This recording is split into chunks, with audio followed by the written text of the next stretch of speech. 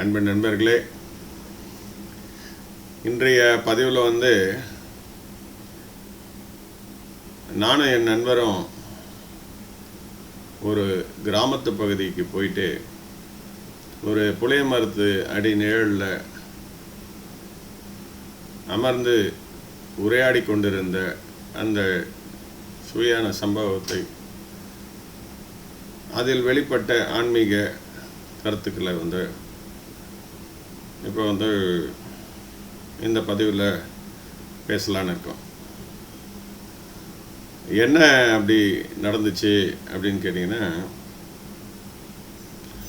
இப்போ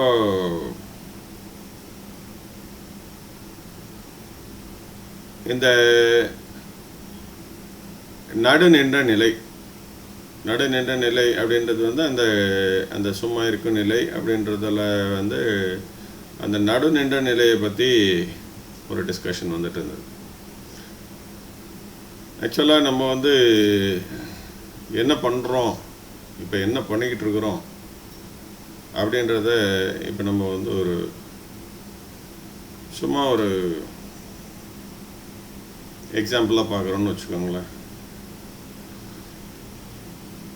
இப்போ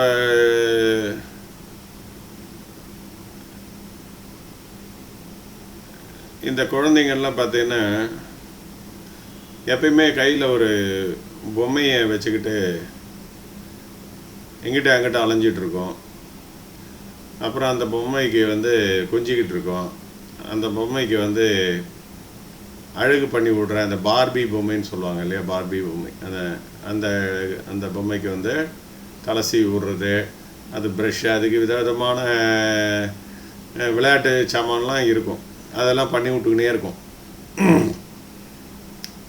சரிங்களா? அப்படி விளையாடிக்கிட்டே இருக்கும்.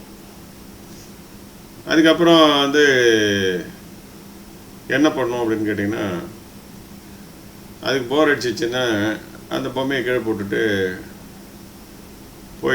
போயிட்டு என்ன பண்ணும், வேற ஒரு பொம்மையை எடுத்துகிட்டு விளையாடிட்டு இருக்கும். இந்த பொம்மை போர் அடிச்சு போச்சு அப்படின்னா. சரியா? இதில் நீங்கள் ஒரு கற்பனையை நினச்சிக்கோங்க.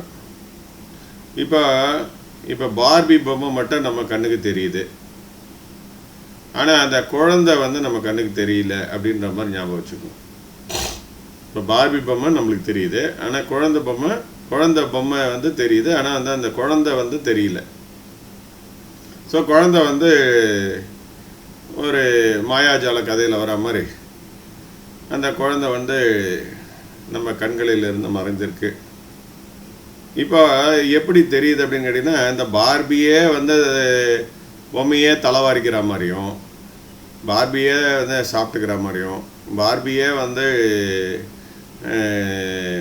அது என்ன சொல்கிறது, ட்ரெஸ்ஸை போட்டுக்கிற மாதிரியும், இதெல்லாம் நம்மளுக்கு பார்த்தா கற்பனையில் பார்த்து பாருங்கள், அப்படியே தெரியும்.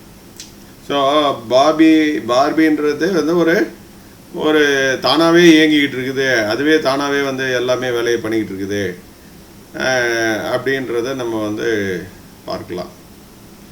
ஆனால் உண்மையிலே அங்கே என்னன்னு பார்த்தீங்கன்னா, அந்த குழந்தை நம்ம கண்ணுக்கு தெரியாத இருந்த அந்த குழந்தை தான் இந்த பார்பியை வச்சுக்கிட்டு விளையாடிட்டு இருக்குதுன்றதை நம்ம புரிஞ்சுக்கணும். சரியா? ஸோ இந்த பார்பி பொம்மை தாங்க அவங்க உடம்பு. இந்த பார்பி பொம்மை தான் அவங்க உடம்பு. இந்த உடம்புல இந்த உயிரின்னு சொல்லக்கூடிய ஒன்று இந்த பொம்மையை தூக்கிட்டு எங்கே பார்த்தாலும் அலையுதுன்றது தாங்க உண்மை. ஸோ பார்பி பொம்மையை நம்மளுக்கு கண்ணுக்கு தெரியும், ஆனால் அதை தூக்கிட்டு அலையக்கூடிய அந்த உயிர் நம்ம கண்ணுக்கு தெரியாது. அப்போ இந்த உடம்பு நம்மளுக்கு கண்ணுக்கு தெரியும், ஆனால் உடம்பை தாண்டி இருக்கின்ற அந்த விஷயம் கண்ணுக்கு தெரியாது. இப்படி வச்சுக்கோங்க. ஸோ நீங்கள் சும்மா இருக்கணும், நீங்களாகவே இருக்கணும், நின்ற நிலையிலே இருக்கணும், இப்படிலாம் நீங்கள் சொல்கிறீங்க அப்படின்னா என்ன நீங்கள் சொல்ல வரீங்க அப்படின்னு. இப்போ இந்த குழந்தை எப்போ பார்பி பொம்மையை கீழே போடுதோ அதுக்கப்புறமேட்டு அந்த பார்பி பொம்மை எதுவுமே பண்ணாது, அப்படியே கிடக்கும், இல்லை அழிஞ்சு போகும், இப்படி வச்சுக்கோங்க. அதுதான் இறப்பு போகுது. அப்போ ஒரு நிமிஷமும் இந்த உயிர்னு சொல்லக்கூடிய ஒன்று என்ன பண்ணிக்கிட்டு இருக்குது அப்படின்றத நீ நல்லா புரிஞ்சுக்கணும். அதாவது இந்த உயிரானது வந்து என்ன பண்ணுறதுன்னா பாயிண்ட் ஏல இருக்குன்னு வச்சுக்கோங்க. இப்போ பாயிண்ட் பி அப்படின்னு ஒரு பாயிண்ட் இருக்குது. இப்போ இந்த பாயிண்ட் ஏலேருந்து பாயிண்ட் பிக்கு அது முழுமையாக ட்ராவல் பண்ணிவிட்டு மறுபடி பாயிண்ட் ஏக்கு வருது அப்படின்றத நான் இப்போ சொல்கிறத மட்டும் மனசில் வாங்கிக்கோங்க. அதாவது பாயிண்ட் ஏ அதுதான் அந்த ஸ்டார்டிங் பாயிண்ட் அதுக்குன்னு வச்சுக்கோங்க. அந்த பாயிண்ட் ஏலேருந்து பாயிண்ட் பி வரைக்கும் போயிட்டு மறுபடி பாயிண்ட் பிலேருந்து ஏக்கு வந்துடுது. இதை எப்படி நம்ம சொல்லணும் அப்படின்னு பார்த்தீங்கன்னா, இப்போ நீங்கள் வந்து ஒரு காரை எடுத்துக்கிட்டு ட்ரைவ் பண்ணிவிட்டு சென்னையிலேருந்து ஒரு திண்டிவனம் வரைக்கும் ஒரு ட்ரைவ் போகிறீங்க. இப்போ நீங்கள் வந்து அந்த காரை ஸ்டார்ட் பண்ணி விட்டுட்டு காரே நீ போய் திண்டிவனம் வரைக்கும் இருந்துட்டு பார்த்துட்டு திரும்பி வந்துடுன்னு சொல்கிறதில்ல. நம்ம என்ன பண்ணுறோம், இந்த காரை எடுத்துக்கிட்டு நேராக திண்டிவனம் வரைக்கும் நாமளே போகிறோம். போயிட்டு நாமளே திண்டிவனத்தில் வேலையை முடிச்சுன்னு நாமளே ரிட்டர்ன் வந்து சென்னைக்கு வந்துடுறோம். இது மாதிரி இந்த உயிரானது வந்து பாயிண்ட் ஏலேருந்து பாயிண்ட் பி, இப்போ சென்னை பாயிண்ட் ஏன்னா திண்டிவனம் பாயிண்ட் பி, அது வரைக்கும் போயிட்டு வருது அப்படின்றத ஒரு உண்மையை புரிஞ்சுக்குங்க. அப்போது இது எவ்வளோ நேரத்தில் நடக்குது அப்படின்னு பார்த்தீங்கன்னா ஃப்ராக்ஷன் ஆஃப் செகண்டில் நடக்குது. ஃப்ராக்ஷன் ஆஃப் செகண்டில் நடக்குது. அதாவது இந்த அசைவு போயிட்டு வந்தது கூட தெரியாத அளவுக்கு நடக்குது அப்படின்னு வச்சுக்கோங்க. இதெல்லாம் எப்படி வருது அப்படின்னு பார்த்தீங்கன்னா, இந்த 5 புலன்களின் வழியாக இது வந்து அந்த இடத்த தொட்டுட்டு வருது அப்படின்றத நம்ம வச்சுக்கலாம். ஒரு எக்ஸாம்பிளுக்காக நான் சொல்ல வரேன். இது எல்லாத்தையும் வந்து ஒரு கதையாகவே வச்சுக்கோங்க, சரியா? அப்போது இந்த உடம்பு ஏதாவது வேலை பண்ணுதான்னு கேட்டிங்கன்னா உடம்பு எந்த வேலையும் பண்ணல. ஏன்னா செத்த உடம்பை நிறுத்திட்டு காரில் ஏற்றி உட்கார வச்சுட்டு நீ திண்டிவனம் வரைக்கும் போயிட்டு வா அப்படின்னீங்கன்னா அந்த செத்த உடம்பு திண்டிவனம் வரைக்கும் போயிட்டு வராது.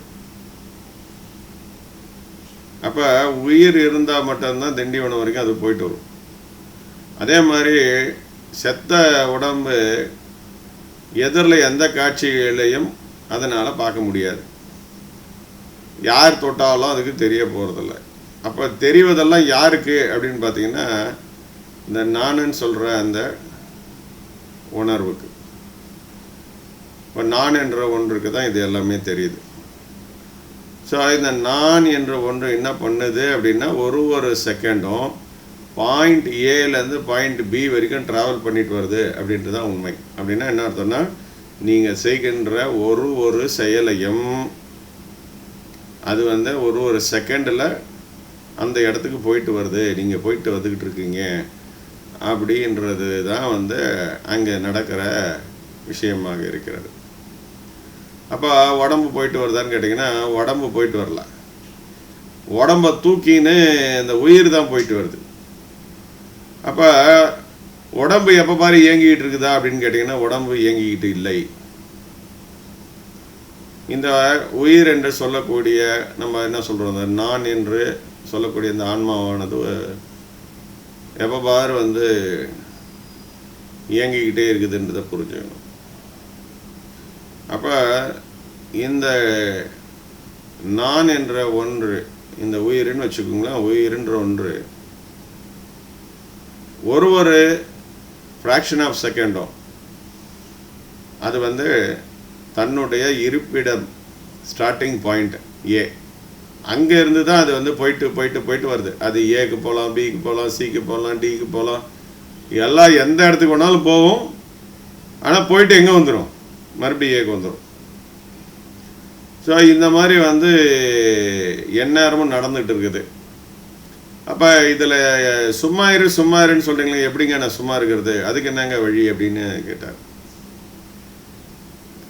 அதுக்கு ஒரு நம்முடைய உலகியல் ரீதியான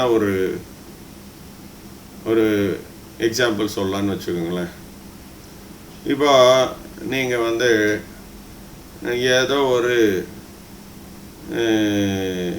ஒரு நிறுவனத்தில் ஒரு 50 கிலோமீட்டர் தாண்டி இருக்கிற நிறுவனத்தில் வேலை செய்கிறீங்க அப்படின்னா உங்களுடைய ஒரு நாள் ஃபுல்லாக என்ன பண்ணுவீங்கன்னு பார்த்துக்குங்க. காலையில் நம்ம வந்து தூங்கி எந்திரிக்கணும், எந்திரிச்சு குளிச்சு கிழிச்சு எல்லாம் ரெடி ஆகி அதுக்கப்புறம் சட்டை பேண்டெல்லாம் மாட்டின்னு சாப்பிட்டுட்டு மூட்டையெல்லாம் தூக்கின்னு நேராக பஸ் ஸ்டாண்டுக்கு போய் பஸ்ஸை பிடிச்சி அந்த ஆஃபீஸுக்கு போய் அங்கே வேலை பார்த்துட்டு ஆஃபீஸ் முடிஞ்சோடனே எல்லாத்தையும் உருட்டிக்கின்னு திருப்பி பஸ்ஸை பிடிச்சி வீட்டுக்கு வந்து சேரணும்.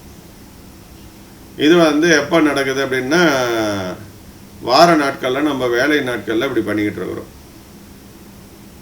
இப்போ இன்றைக்கி சண்டே லீவ் அப்படின்னு வச்சுக்கோங்க.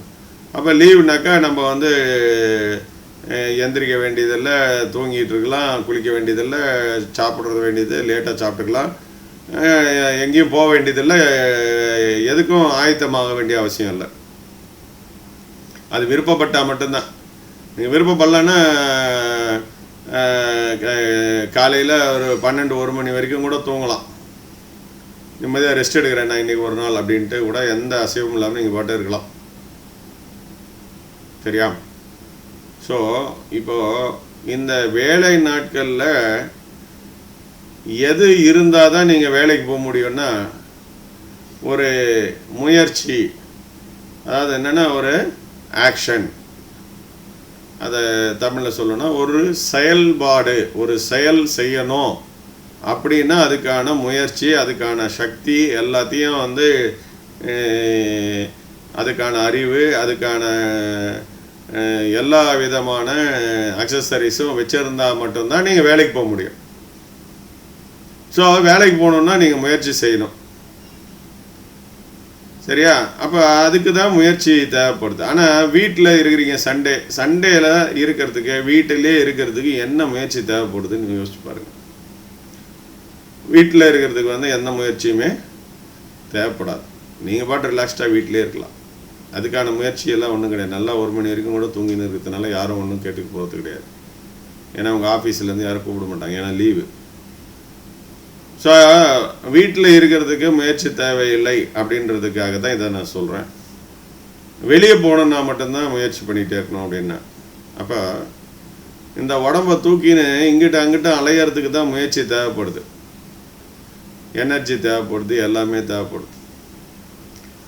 இதெல்லாம் இல்லை நான் ஒரே இடத்துல உட்காந்துருப்பேன் அப்படின்னு இருந்தால், நான் வீட்டிலே இன்றைக்கி ரெஸ்ட் எடுக்கிறேன் லீவு அப்படின்னு இருந்தீங்கன்னா இந்த உடம்பை அப்படியே கடத்திட்டு நீங்கள் பாட்டு நீங்களாகவே அமைதியாக ரெஸ்ட் எடுக்கலாம். நீங்கள் எங்கே அந்த பாயிண்ட் ஏலேயே ரெஸ்ட் எடுத்துன்னு இருக்கலாம். அங்கேருந்து அந்த ரெஸ்ட் எடுக்கிறதுக்கு நீங்கள் எந்த முயற்சியும் தேவையில்லை.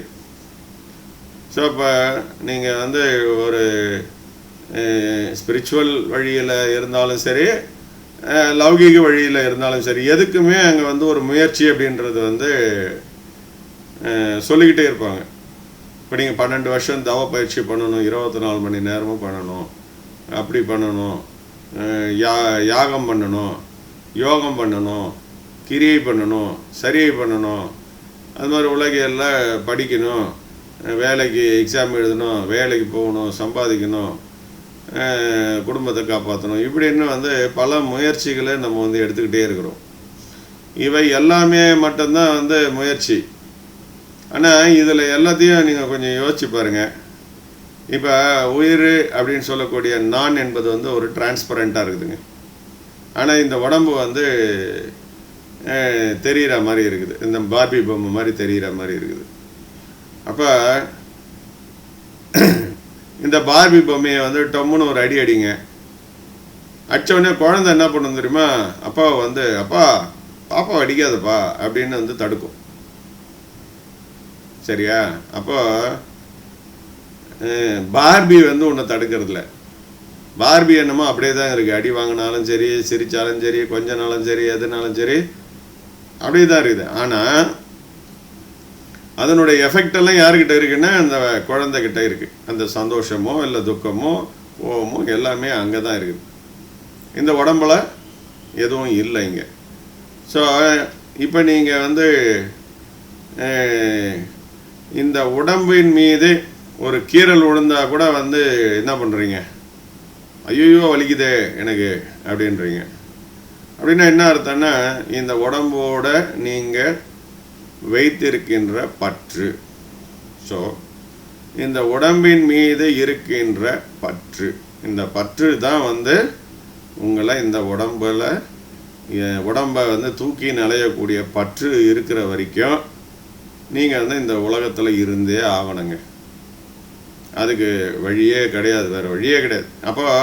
இப்போ உங்கள் பொம்மை, இந்த உடம்புன்ற பொம்மை கண்ணுக்கு தெரியுதுன்னா என்ன பண்ணுவாங்கன்னா, இந்த பொம்மைக்கு வந்து கொஞ்சமும் செய்வாங்க, இந்த பொம்மையை அடிக்கவும் செய்வாங்க, இந்த பொம்மைக்கு எல்லா விஷயங்களையும் பண்ணுவாங்க, எதிர்பார்க்கவும் பண்ணுவாங்க, அதே மாதிரி நட்பாகவும் பண்ணுவாங்க. அதை நம்ம சொல்கிறோம் இல்லையா, கஷ்ட நஷ்டங்கள் எல்லாமே வரும். ஆனால் அது இந்த உடம்புக்கு அல்ல. இந்த உடம்பு ஒரு ஐடென்டிட்டி, அவ்வளோதான். ஏன்னா அது ஒரு தபால் போடுறோன்னா அதுக்கு ஒரு அட்ரஸ் வேணும் இல்லையா, அப்போ தானே அந்த தபால் வந்து சேரும். ஸோ அப்போ நீங்கள் ஒரு இமெயில் போடுறீங்கன்னா இமெயிலில் வந்து அட்ரஸ் கொடுத்தா தான் நான் உங்களுக்கு வந்து மெசேஜ் அனுப்ப முடியும். அந்த மெசேஜை நல்ல மெசேஜாக இருக்கலாம், கெட்ட மெசேஜாக இருக்கலாம், இல்லை வந்து உதவுகின்ற மெசேஜாக இருக்கலாம், இல்லைன்னா உங்களை துக்கப்படுத்துகிற மெசேஜாக இருக்கலாம், இல்லை மிரட்டுற மெசேஜாக இருக்கலாம், இல்லை கோபமான மெசேஜாக இருக்கலாம், என்ன வேணாலும் இருக்கலாம். ஆனால் நீங்கள் ஐடென்டிட்டி இமெயில் கொடுக்கலன்னா நான் உங்களை கான்டாக்டே பண்ண முடியாது. சரியா? அப்போ இதுலேருந்து என்ன தெரியுது அப்படின்னு பார்த்தீங்கன்னா, இந்த உடம்பு என்ற ஒன்று இருக்கின்ற வரை உங்களுக்கு வந்து அந்த கஷ்ட நஷ்டங்களை நீங்கள் அனுபவிப்பீங்க. ஏன் அப்படின்னா நேரடியாக நீங்கள் அதை அனுபவிக்கலை. நீங்கள் பற்று கொண்டு இருக்கின்ற ஒரு பொருள் பாதிக்கப்படுது அப்படின்ற ஒரு காரணத்திற்காக நீங்கள் கஷ்டப்படுறீங்க, நஷ்டப்படுறீங்க, அது கூட வந்து அதை பாதுகாக்கிறதுக்கு முயற்சி பண்ணுறீங்க, எல்லாமே பண்ணுறீங்க. சரியா? ஸோ எப்போ வந்து இந்த உடம்பை வந்து கீழே விழுந்ததோ அதுக்கப்புறமேட்டா உங்களுக்கு அந்த எதுவுமே அதுவரை நீங்கள் அனுபவித்திருந்த எந்த ஒரு கஷ்டமோ நஷ்டமோ இல்லை எந்த ஒரு தொல்லையோ இல்லை. அதுக்கப்புறம் உங்களை யாரும் வந்து பார்க்க முடியாது. ஏன்னா நீங்கள் தான் டிரான்ஸ்பரண்ட்டாக இருக்கிறீங்க. ஏன்னா இது வரைக்கும் எல்லாருமே உங்களை அப்படின்னு சொல்கிறது வந்து இந்த உடம்பை தான் ஐடென்டிஃபை பண்ணி பார்த்துட்டு இருந்தாங்க, இந்த பொம்மையை தான். ஸோ இந்த பார்பி பொம்மையை கீழே போட்டிங்க நீங்கள். அப்போ உங்களுக்கு பார்பி பொம்மையை அடித்தா என்ன, உதச்சா என்ன, எதையுமே நீங்கள் கண்டுக்க போகிறதில்ல. நீங்கள் பாட்டு நீங்களாகவே இருக்கும் பொழுது உங்களுக்கு எந்த வித பிரச்சனைகளும் இல்லை. சரியா? சரி, அப்போ ஓகே. இன்றைக்கி இந்த பிறவி வேண்டான்னு நினைக்கிறவங்களுக்கு எதுக்கு வந்து வீணாக வந்து பயிற்சியெல்லாம் பண்ணின்னு இருக்கணும்? அதுக்கு பதிலாக ஒரு கயிறு எடுத்து வச்சு ஒரு சுருக்கு போட்டு தொங்கிட்டோன்னு வச்சுக்கோங்க. அப்போ வந்து நமக்கு இந்த பிறவி தீர்ந்துடும், இனிமேட்டு நம்ம பிறக்க வேண்டிய அவசியம் இல்லை அப்படின்னு வந்து நினச்சிக்கலாமா அப்படின்னு கேட்டிங்கன்னா அதுவுமே அங்கே வந்து சாத்தியம் இல்லை. ஏன் அப்படின்னு கேட்டிங்கன்னா இந்த குழந்தைய வந்து என்ன பண்ணிகிட்டு இருக்குது அப்படின்னு கேட்டிங்கன்னா இந்த பார்பி பொம்மையை தான் கீழே போட்டுச்சே ஒழிய அது என்ன பண்ணுச்சு அப்படின்னா அங்கே போய் ஒரு கரடி பொம்மையை எடுத்து வச்சுக்கிச்சு. இப்போ கரடி பொம்மையோட விளையாடுது. அப்போ பொம்மையோடு விளையாடக்கூடிய தன்மையை எப்பொழுது அந்த குழந்தை நிறுத்துகிறதோ, போதும்பா இனிமேட்டு அதெல்லாம் வந்து இந்த பொம்மையோட நம்ம விளையாட வேணாம் அப்படின்னு நினைக்குதோ அப்போ தான் அது வந்து விடுதலை ஆகும். ஏன்னா நீ டிரான்ஸ்பரண்ட் ஆகிட்ட, டிரான்ஸ்பரண்ட்டாக இருக்கிற ஆள் தான் நீயே. அப்போ டிரான்ஸ்பரண்ட்டாக இருக்கிற ஆள் வந்து என்ன பண்ண முடியும்? யாருமே ஐடென்டிஃபை பண்ண முடியாது. அதனால் அவருக்கு பாதிப்பு வராது, அவரால் வந்து எந்த வித இதுவும் இருக்காது. அப்போ அவர் வந்து நிம்மதியாக இருக்குவார் அப்படின்றத நம்ம வந்து சந்தோஷமாக இருக்கிறாருன்னு வச்சுக்கலான்னு வச்சுக்கோங்க. சரியா? இப்போ இதுக்கான வழிகள் என்ன பண்ணுறது அப்படின்றதெல்லாம் இப்போ கேட்டுட்ருக்குறாங்க. சரிங்க, நான் வந்து இப்போ வந்து ஒரு உயிரினை புரிஞ்சுக்கிட்டேன். இந்த உடம்பு வந்து நான் இல்லைன்றதை புரிஞ்சுக்கிட்டேன். இந்த உடம்புல வந்து நான் இயங்கிட்டு இருக்கேன்றதை மட்டும் புரிஞ்சுக்கிட்டேன். நான் தான் இந்த உடம்பை தூக்கிட்டு அலையிறேன்றதையும் புரிஞ்சுக்கிட்டேன்.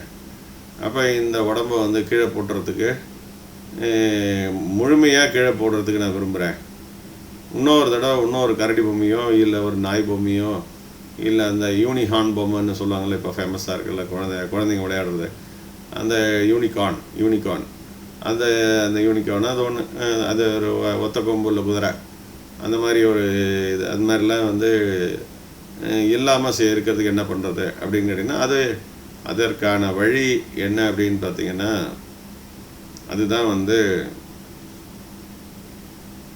வாசி யோகம் அப்படின்னு சொல்கிறது. வாசி யோகம். சரியா? சரி, அதை விட்டுடுங்க, அதுக்கப்புறம் அதுக்கு போய்க்கலாம். இப்போ நடு நின்ற நிலை அப்படின்றத நான் வந்து சொல்லணும், இல்லை சும்மா இருக்கின்ற நிலை. இப்போ இதுக்கு நம்ம என்ன ஏன் பண்ணுறது அப்படின்னு கேட்டிங்கன்னா, இப்போ உடம்பு வந்து நீயா அசைக்கிற வரைக்கும் உடம்பு அப்படியே தான் கிடக்க போகுது. சரியா? அப்போ நீ ஏ பாயிண்டில் இருக்கிற, பி பாயிண்ட்டு உன்னோட ஒர்க் பாயிண்ட்டுன்னு வச்சுக்கோங்க. ஸோ இன்னைக்கு லீவ். அப்போ நீ என்ன முயற்சி எடுக்கணும் இப்போ ஏல இருக்கிறதுக்கு அப்படின்னு கேட்டிங்கன்னா, எந்த முயற்சியும் தேவையில்லை. ஏ அப்படின்றத அந்த இடத்துல அப்படியே சும்மா இரு, அவ்வளோதான். அங்கேயே நீ இருந்துட்ட, இந்த புறப்பட்ட இடத்துலையே இருந்துட்டிங்கன்னா அதுக்கப்புறம் நீங்கள் வந்து வரமாட்டீங்க. அப்போ நம்ம வந்து இந்த உடம்பை தூக்கின்னு அலைய வேண்டாம்னு ஒரு எண்ணத்தை நீங்கள் எப்போ வந்து முழுமையாக உங்களுக்கு அனுபவமாக புரிய ஆரம்பிக்குதோ அப்போ வந்து நீங்கள் முயற்சியே பண்ண மாட்டீங்க. ஸோ இந்த உடம்பை வச்சுக்கின்னு நீங்கள் தியானம் பண்ணுறது, இந்த உடம்பு வச்சுக்கின்னு யோகா பண்ணுறது, இந்த உடம்பை வச்சுக்கிட்டு என்னென்னமோ பண்ணுறீங்க, எதுவுமே அங்கே வந்து யூஸ் இல்லைன்றதை புரிஞ்சுங்க. ஏன்னா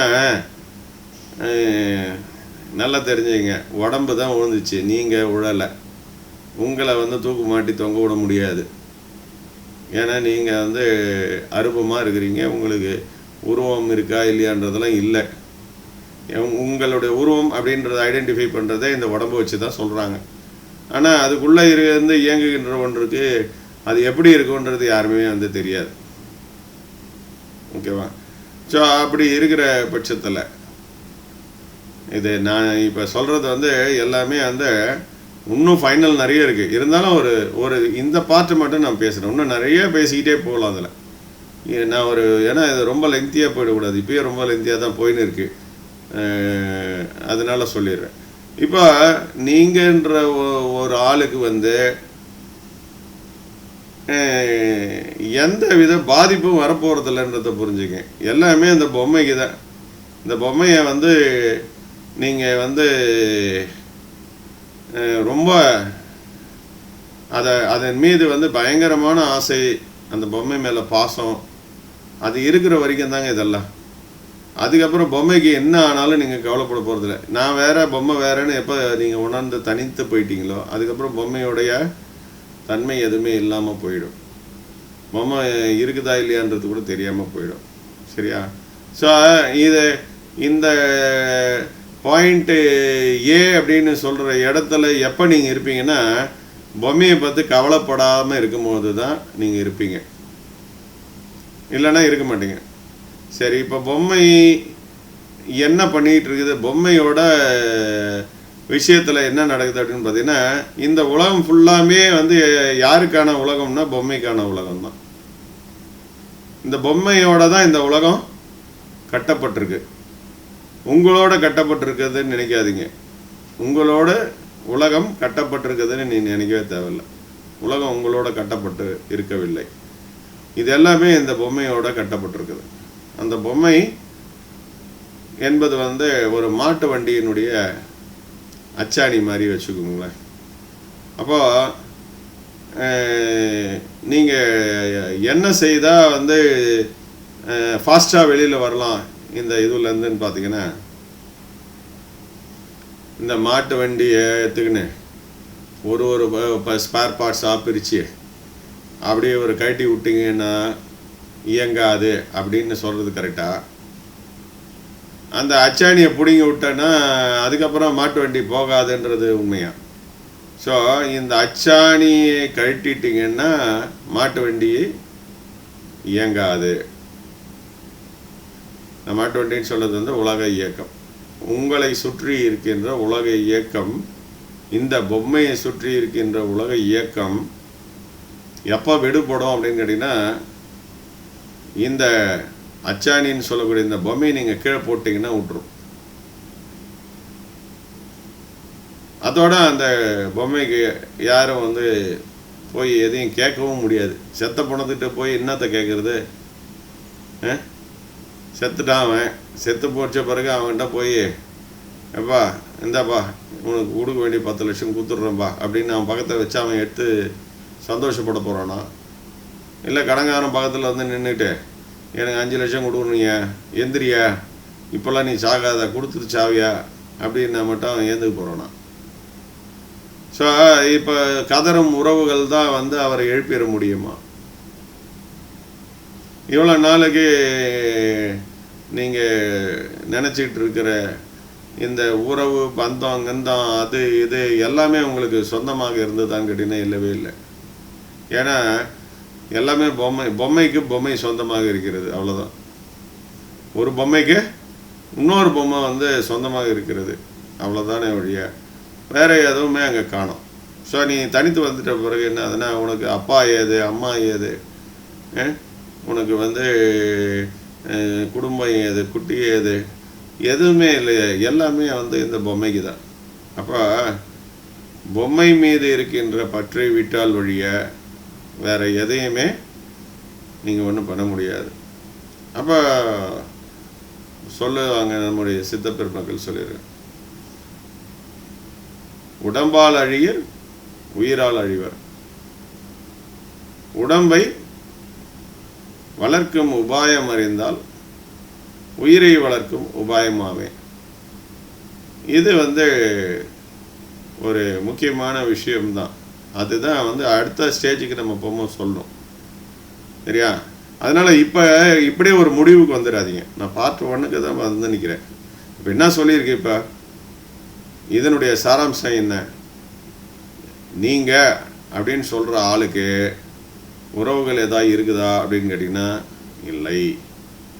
சரி, செத்த பணத்துக்கு தான் உறவுகள் இருக்குதா அப்படின்னு கேட்டிங்கன்னா அதுக்குமே இல்லை. செத்த பணம் வந்து எழுந்து இது என் தம்பி, ஐயோ தம்பி நான் செத்துட்டேன்டா அப்படின்னு அது வந்து சொல்ல போதா? இல்லை ஐயோ என் மனைவி நீ உனக்கு செத்துட்ட நான் அப்படின்னு சொல்ல போதா? எதுவுமே கிடையாது, சரியா? அப்போ இது எல்லாமே அந்த உலக பிரபஞ்சமே எப்படி உங்களை ஐடென்டிஃபை பண்ணதுன்னா இந்த உடம்பினால் தான். ஸோ அதுக்கு தான் நம்ம வந்து முன்னாடியே ஒரு பதிவு போட்டிருப்போம், உலகினுடைய பாஸ்போர்ட் எது அப்படின்னு கேட்டிங்கன்னா இந்த உடம்பு என்பது தான். ஓகே, ஸோ இப்போ என்ன நடக்குது அப்படின்னு பார்த்தீங்கன்னா, இந்த பார்பி பொம்மையை விட்டுட்டு அடுத்தது கரடி பொம்மையை எடுத்துக்கின்னு அலையிறது, கரடி பொம்மையை விட்டுட்டு குதிரை பொம்மையை எடுத்துக்கின்னு அலையிறது. இப்படி பல்லாயிரக்கணக்கான வருடங்களாக எதையோ ஒரு உடம்பை எடுத்துக்கிட்டு அலைஞ்சிக்கிட்டு இருக்கிறது தான் வந்து நடந்துகிட்டு இருக்குது, சரியா? ஆனால் எதுவுமே ஒன்றோடு ஒன்று தொடர்பு இல்லைன்றதையும் புரிஞ்சுக்கிங்க. ஒரே ஆள் தான் இது அப்படின்லாம் கிடையாது. இப்போ நல்லா புரிஞ்சுக்கிங்க, நம்ம வீட்டுக்கு வந்து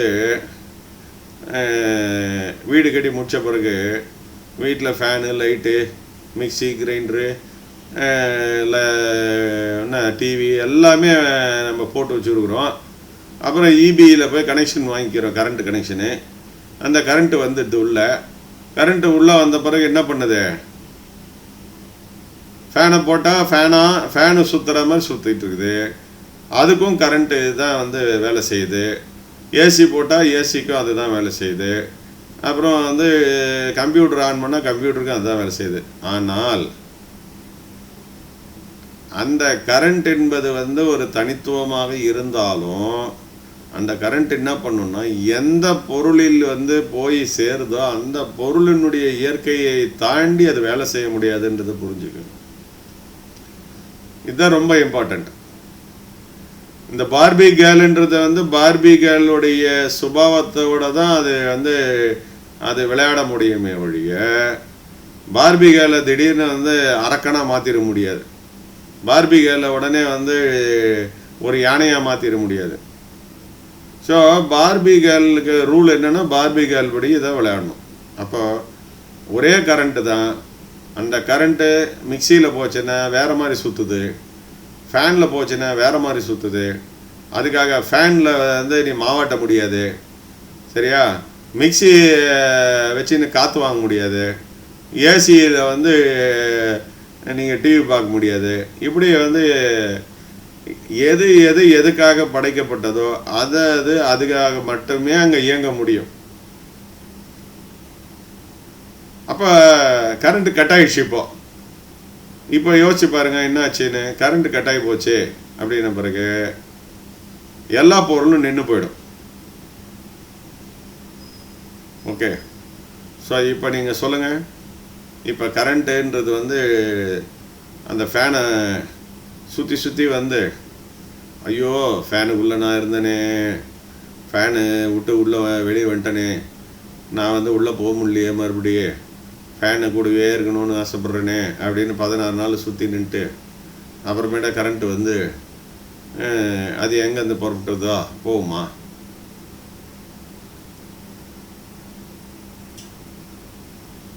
இவ்வளோதாங்க லைஃப். கரண்ட்டு கட் ஆயிடுச்சுன்னா முடிஞ்சிருச்சு. ஒரு உடம்பிற்கும் ஒரு விதிக்கப்பட்ட விதி, அதன்படி தான் வந்து முழு இயக்கமும் நடக்குது. அதில் வந்து நல்லவனாக நடிக்கணும்னு வரக்கூடியவன் நல்லவனாக நடித்து கொண்டிருப்பான், கெட்டவனாக நடித்து கொண்டிருப்பவன் கெட்டவனாக இருப்பான். அப்போ அந்த பாவ புண்ணியம் கர்மா அப்படி இப்படியெல்லாம் அதெல்லாம் வந்து நம்ம உலகில் பேசின்னு இருக்க விட்டுருங்க, அதை வேண்டாம். அது உலகில் அப்படியே இருந்துட்டு போட்டோம். ஆனால் ஆன்மீகத்துக்குள்ளே வரும்போது எல்லாமே மாறிடும். ஆன்மீகத்தில் வந்து வேறு மாதிரி ஆகிடும். நீங்கள் ஆன்மீகத்தினுடைய உச்சத்தை தொடும்போது வேறு மாதிரி மாறிடும். சரி, இதை நான் சும்மா ஒரு ஹிண்ட் மாதிரி தான் கொடுத்துருக்கேன், வேறு ஒன்றும் இல்லை. இதை வச்சு நீங்கள் எக்ஸ்பீரியன்ஸ் பண்ணிக்கோங்க. இதனுடைய தொடர்பாக நீங்களே ஆராய்ச்சி பண்ணி அது என்ன பண்ண முடியும், எது பண்ணுதுன்னு அதை புரிஞ்சுக்கோங்க. சரி, அப்போ நீங்கள் எந்த நேரமும் இங்கிட்டுன்னு ஓடிக்கிட்டு இருக்கீங்க அப்படின்றதை விட்டு நீங்கள் நின்ற இடத்திலேயே நில்லுங்கள். எங்கே ஸ்டார்ட் பண்ணிங்களோ அங்கேயே நில்லுங்க.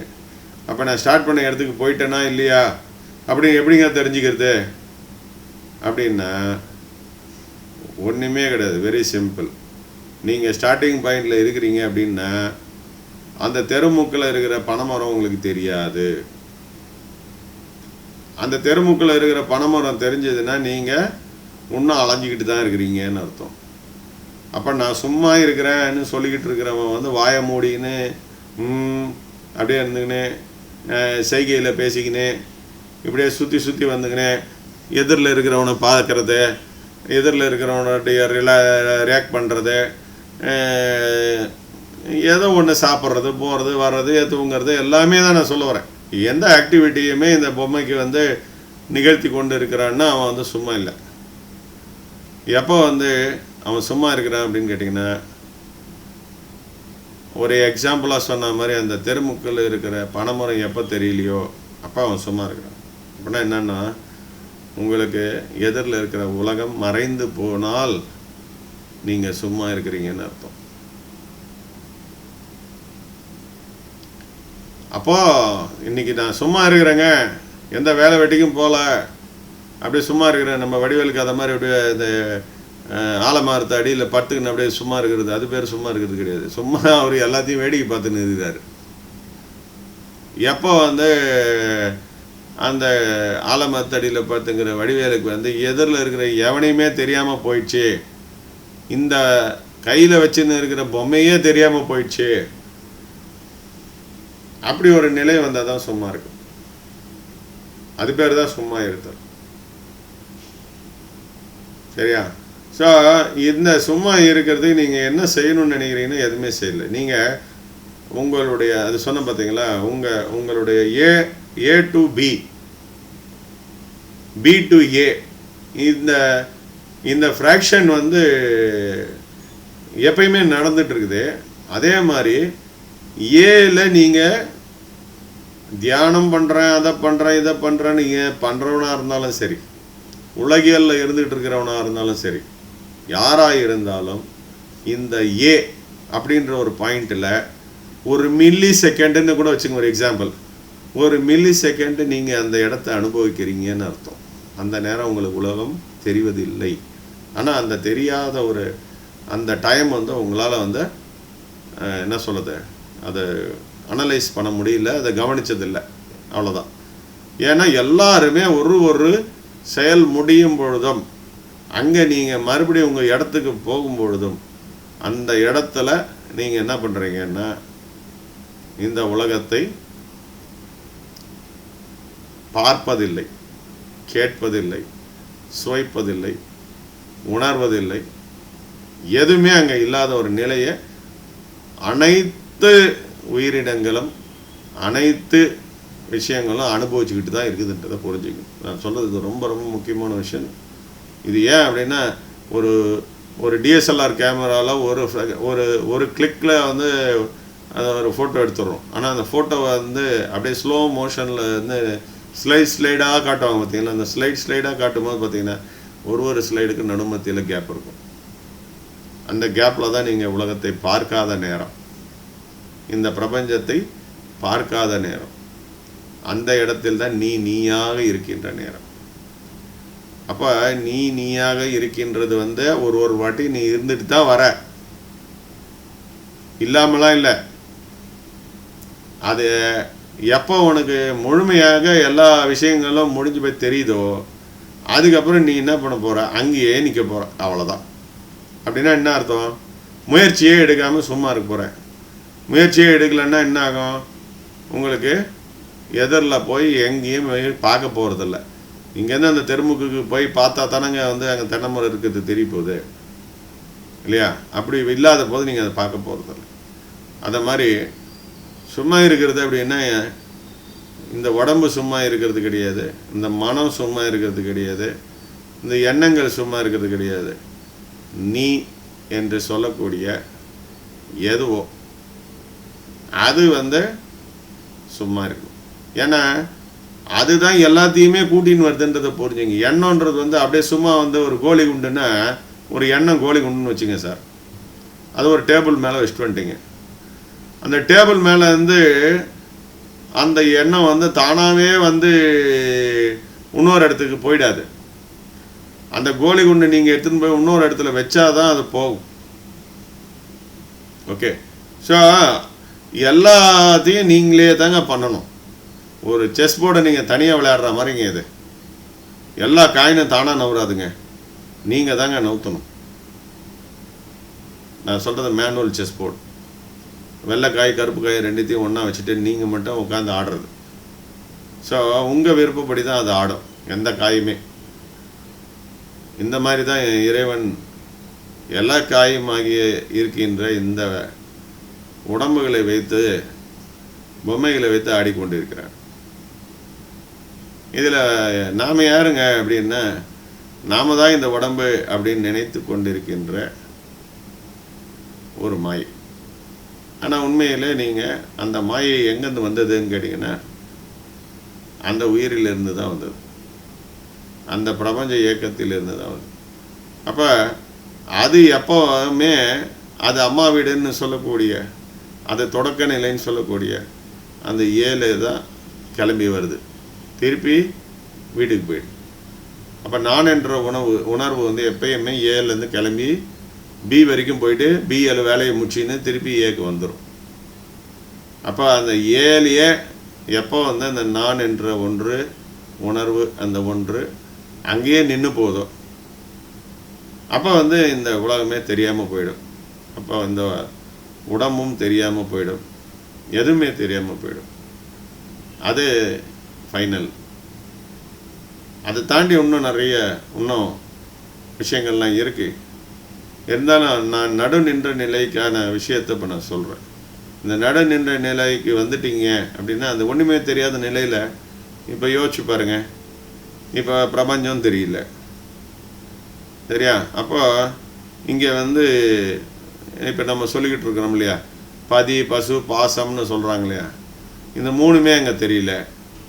அதுக்கப்புறம் இந்த பிரபஞ்சத்தில் இருக்கிற எந்த ஒரு பொருளும், லிக்விடு, சாலிடு, கேஸு எதுவும் தெரியல.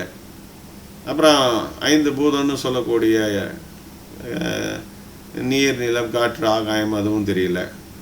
அதே மாதிரி 5 பூதம்னு சொல்லக்கூடிய இந்த பஞ்ச பாண்டவர்கள்னு சொல்லக்கூடிய இந்த கண்ணு, காது, மூக்கு, நாக்கு, தொடுறு, இது எல்லாத்தையும் இருக்கிற அமைப்பு தெரியல. இது வழியாக பார்க்கக்கூடிய இந்த வாசுகின்னு சொல்லக்கூடிய 5 தலை பாம்பும் தெரியல, சரியா? ஸோ இந்த 5 தலை பாம்பு வாசுகின்றது ஒன்றும் இல்லைங்க, இங்கே உணர்வு தாங்க. அது உயிரிலிருந்து மட்டும்தான் வரும். அப்போ அது போய் உள்ளே ஒடுங்கிச்சு, ஆரம்பித்த இடத்துல நின்றுக்குச்சு. ஸோ அங்கே போய் நீங்கள் நின்ட்டீங்க, அப்போ எதுவுமே இல்லை. ஸோ இங்கே அடைவதற்கு ஒன்றுமே இல்லை, எதையாவது செய்கிறதுக்கு ஒன்றுமே இல்லை. நீ போயிட்ட பிறகு எதையோ ஒன்றத்தை இவர் சாதிச்சிட்டாருன்னு சொல்கிறதுக்கும் இல்லை. ஏன்னா நீங்கள் ஏற்கனவே டிரான்ஸ்பரண்ட்டாக தான் இருந்தீங்க, சரியா? நீங்கள் இதுக்கு முன்னாடி ஏதோ ஒரு கருப்பாகவும் சிவப்பாகவும் இருந்த மாதிரியும் இப்போ அப்படியே ஒரு கண்ணு தெரியாத அந்த டிரான்ஸ்பரண்ட்டாக இருக்கிற மாதிரியும் இப்படிலாம் கிடையாது. ஸோ நீங்கள் எந்த மாற்றமும் அடைய போவதில்லை. நீங்கள் ஞானம் அடைந்தாலும் சரி, ஞானம் அடையாத ஒரு மூடராக இருந்தாலும் சரி, நீங்கள் எப்பயுமே ஞானம் அடைஞ்சிட்ட உடனே நான் நேற்று வரை பூனையாக இருந்தேன், இன்றைக்கி நான் யானையாக மாறிட்டேன் அப்படின்னு சொல்கிறதுக்கு வாய்ப்புகள் இல்லை. இதெல்லாம் ஒன்றுமே இல்லை, இல்லை, இல்லை, இல்லை அப்படின்ட்டு சொல்கிறான் பார்த்தியா வார்த்தை. அவனை நீ தெரிஞ்சுக்கிட்டனா மட்டும்தான் இதெல்லாம் நடக்கும். இல்லைன்ற பொருள் எல்லாத்தையும் நீ தெரிஞ்சிக்காத. இல்லைன்னு எவனோத்த சொல்லினே கிடக்கிறான் பார். அந்த சொன்னவனை பற்றிய அறிவை பெற்றுக்கொண்டவன் தான் ஞான நிலை அடைந்தவன். ஸோ கடவுள் இருக்கிறாரான்னு போய் தேடிக்கிட்டு இருக்கிறவன் ஞான நிலை அடைந்தவன் இல்லை.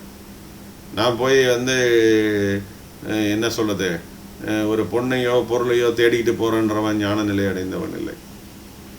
நான் யார்யா? இப்போ இருக்கிறேன், இப்போ பேசிக்கிட்டு இருக்கிறேன், இந்த பேசிக்கிட்டு இருக்கிறவன் யார்? அவனை பற்றின ஆராய்ச்சி உள்ளே போய் பண்ணணுமா அப்படின்னு கேட்டிங்கன்னா பண்ண தேவையில்லை. ஏன் அப்படின்னு கேட்டிங்கன்னா அவன் எப்பயும் அவனாக தான் இருக்க போகிறான். அதில் போய் நீ இன்னும் ஆராய்ச்சி பண்ண போகிற? நீ கம்முன்னு அது நான் இது, நான் அது, நான் இன்னொன்று அப்படின்றதெல்லாம் நீங்கள் எப்போ ஃபிக்ஸ் பண்ணிக்கிறீங்களோ அப்போ தான் இந்த பிரச்சனையெல்லாம் வருது. நான் 2006-07 ஒரு ஒரு டைரியில் ஒரு ஒரு பதிவு எழுதியிருந்தேன். அந்த எங்கே இருக்குது அந்த டைரின்றது தெரில, அது எங்கேயோ இருக்கா இல்லையான்றது தெரில. அப்போ எழுதியிருந்தேன், உலகமே ஒரு பதவி தாங்க, யார் இந்த பதவியை விரும்பாமல் போகிறார்களோ அவர்கள் தன்னிலையிலேயே இருப்பார்கள். அவ்வளோதான். என்னென்ன பதவி வாழ்க்கையில் நீங்கள் எடுத்துக்கிறீங்கன்னு பாருங்கள். பிறந்தவொடனே குழந்தைன்னு ஒரு பதவி எடுத்துக்கிறீங்க, கொஞ்சம் வளர்ந்தவொடனே ஒரு குட்டி பாப்பான்னு வச்சுக்கிறீங்க, அதுக்கப்புறமேட்டா ஒரு குமரின்னு வச்சுக்கிறீங்க, ஒரு வளர்ந்த ஒரு வயதுக்கு வந்த பெண்ணாக இருக்கிறீங்க, இல்லை ஒரு வயதுக்கு வந்த ஒரு ஆணாக இருக்கிறான், ஒரு வாலிபனாக இருக்கிறான். அதுக்கப்புறம் அவன் அந்த பேர் வச்சுக்கிறான். அதுக்கப்புறமேட்டா என்ன பேர் வச்சுக்கிறான்? நீ எத்தனை பொம்மைகளை மாற்றின்னு இருக்கிற பாரு.